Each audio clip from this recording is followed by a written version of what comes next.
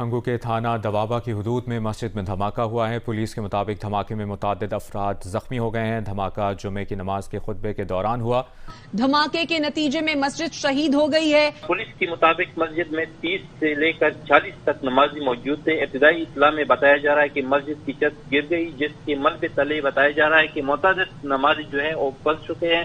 30 से 40 के करीब नमाजी उस वक्त नमाज अदा कर रहे थे, जबकि धमाके के बाद मस्जिद मुकम्मल तौर पर जमी बोस हो गई। आप अपनी स्क्रीन पर भी ये मनाजिर देख रहे हैं। खबर दें कि मस्तून खुदकुश बम धमाके में अमवात की तादाद 34 हो गई है। वाकई में 100 से ज्यादा अफराद जख्मी हैं। ये भी बताएगा जिब्रान, यहाँ पर डेड बॉडीज कितनी लाई गई हैं? टीटीपी के मजीद लोग कहाँ से आ रहे हैं, कैसे आ रहे हैं?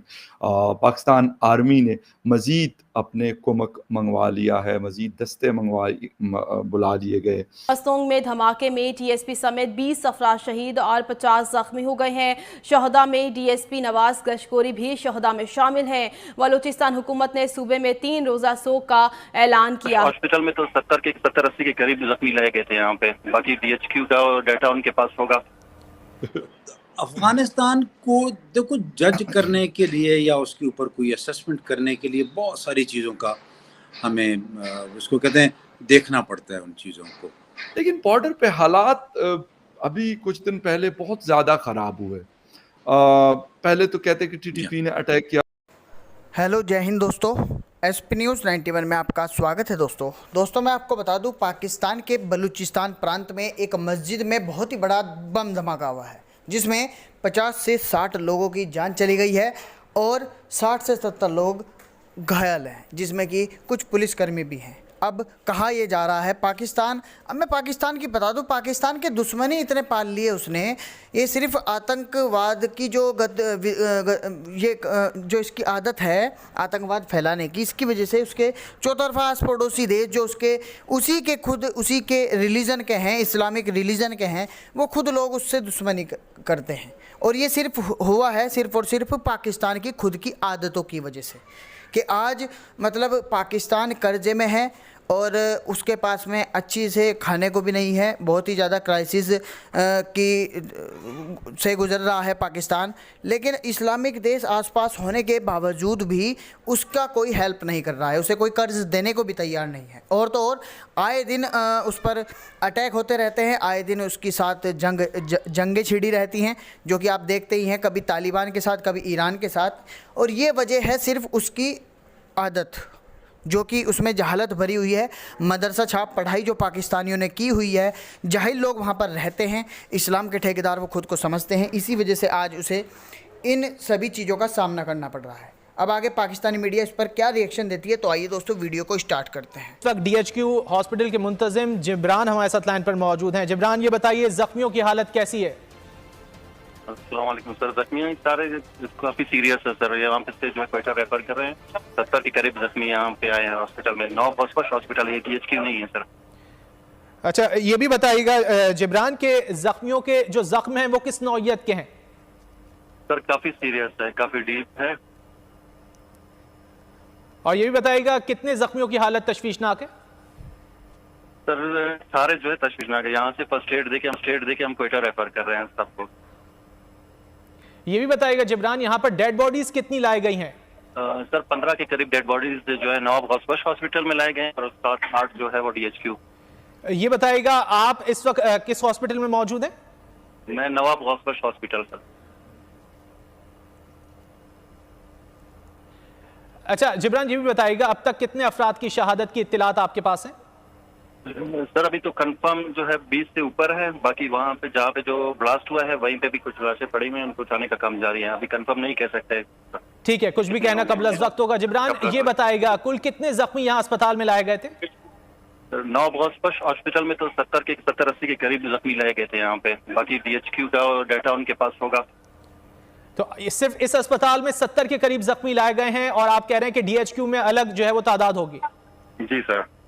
अच्छा, ये कुछ मालूम हो सका है, डॉक्टरों से कुछ बात हो सकी है, डॉक्टर क्या बताते हैं, किस तरह के जख्म हैं जिससे धमाके की नौयत का अंदाजा लगाया जा सके? नहीं सर, फिलहाल तो काफी रश है, फिलहाल तो कुछ कह नहीं सकते सर। ये भी बताएगा जो जख्मी हैं क्या उनके जिस्म के ऊपरी हिस्सों पर जख्म आए या निचले हिस्सों पर आए?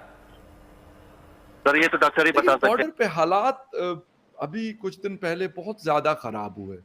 पहले तो कहते कि टीटीपी ने अटैक किया, 200-300 लोगों ने, जो मैंने मोहम्मद अली साहब जो डिप्टी कमिश्नर चित्राल है उनका स्टेटमेंट था कि 300, फिर उन्होंने कहा नहीं शायद 500 लोगों ने हमला किया था। फिर उसके बाद अफगानिस्तान तालिबान के लोग बाकायदा उसकी वो वीडियोस मेरे ख्याल आपने भी देखी, मुझे तो एक वीडियो मिली थी जिसमें वो कह रहे कि जी हम बॉर्डर पे जा रहे हैं और पाकिस्तान से हमारी जंग है। पहले मैंने कहा कि शायद पुरानी वीडियो है, लेकिन फिर मैंने जब कंफर्मेशन की और उसमें वो तालिबान का नया वाला फ्लैग भी था और सारी चीज़ें थी और उन्होंने कहा कि अभी चित्राल की तरफ हम। तो सर इसका क्या है, कोई परमानेंट सोल्यूशन है पाकिस्तान अफगानिस्तान के दरमियान, या यही अशरफ गनी साहब की हुकूमत में भी हम देखा करते थे और आज फिर वही चीज़ें हम देख? फ़खर, परमानेंट सोल्यूशन देखें, एक दो चीज़ समझनी ज़रूरी है जी। टीटीपी मेरा प्रॉब्लम है, दाइश अभी मेरा प्रॉब्लम बनता जा रहा है। यस। टीटीपी की प्रेजेंस अफगानिस्तान में है, उसमें कोई डाउट मुझे ना पहले था ना अब है ना रहेगा। वो खुद एक्सेप्ट करते हैं कि हाँ, उन्होंने जो कुनड़ में लोग पकड़े, जो ज़ख्मी लोग पकड़े तालिबान ने, जिसके बारे में ख़बरें चली थी, कितनी सदाकत है अल्लाह बेहतर जानता है, लेकिन इसमें सदाकत है कि वो उधर से आए थे जी, इसमें डाउट नहीं है। वो वहाँ पर हैं, मैं हमेशा आपसे ही बात होती रहती है, वहाँ पर जो उनके बड़े लीडर्स हैं वो पाए जाते हैं। अब उनको सब वही वाली बात है, देखें वो दाइश के खिलाफ ऑपरेशन करते हैं, टीटीपी के खिलाफ ऑपरेशन नहीं करते। बिल्कुल सही कह रहे हैं।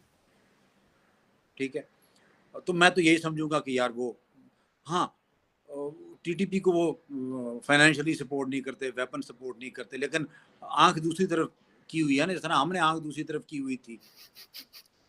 बिल्कुल। तो बॉटम लाइन वही है, हम दोनों को पहले तो एक दूसरे को समझना पड़ेगा, एक दूसरे के मसाइल समझने पड़ेंगे। अफ़गानिस्तान को हमारे मसाइल समझने पड़ेंगे, हमें अफ़गानिस्तान के मसाइल समझने पड़ेंगे। अफ़गानिस्तान के पास पाकिस्तान के अलावा और कोई रास्ता नहीं है। ये ठीक है, सस्टेन कर लेंगे, आज कर लेंगे, उनका बेहतरी होती जा रही है, लेकिन नेबर्स के साथ ताल्लुकात ठीक रखने पड़ते हैं। बिल्कुल सही कह रहे हैं। बहुत सारी वजूहात हो सकती हैं उसकी। अभी देखें ना, पाकिस्तान ने डिसीजन ले लिया 11 लाख, मेरा ख्याल है 1.1 मिलियन का, 1.1 मिलियन, बिल्कुल कल की रिपोर्ट है। बिल्कुल कल का डिसीजन है कि जी उनको वापस भेजेंगे। बिल्कुल एग्जैक्टली। अब 1.1 मिलियन तो है, ये 5 मिलियन से ज्यादा है पाकिस्तान में। मतलब ऑफिशियल रिपोर्ट में कहा जा रहा है कि 4.2 मिलियन इस वक्त मौजूद है। 4.2 मिलियन, 42 लाख। 4.2 मिलियन वो है, मैंने अंदाजन कहा था 5 मिलियन से ज्यादा है। बिल्कुल। और फिर इसमें कुछ और ऐड कर दें जिन्होंने पाकिस्तान की नेशनलिटीज पकड़ी हुई है। बिल्कुल लीव है सर, बिल्कुल ठीक है। अब अगर किसी स्टेज पर पाकिस्तान इसको वाकई सीरियस इशू समझता है, अभी तक तो नहीं समझा इन्होंने, अभी तक नहीं, सही कह रहे हैं। ठीक है, अगर इसको सीरियस इशू समझता है तो ये 5 मिलियन अफगानिस्तान वापस भेजने के लिए इकदाम शुरू कर देते हैं। मिसाल के तौर पर इनका यहाँ कारोबार है, ये फाइनेंशियल माइग्रेंट्स हैं, इकोनॉमिक माइग्रेंट्स हैं। यस। ये वॉर माइग्रेंट्स नहीं हैं। यस। ये यहाँ से कमाई करते हैं, पैसे कमाते हैं, ये अफगानिस्तान भेजते हैं, हुंडी के थ्रू भेजते हैं, डायरेक्ट भेजते हैं, डॉलर भी भेजते हैं, सब कुछ पता है। ये जब वहाँ वापस जाएंगे तो पाकिस्तान की इकोनॉमी पे बहुत अच्छा असर पड़ेगा। एक तरह से खराब असर ये पड़ेगा कि हमारे बहुत सारे कारोबार बंद हो जाएंगे।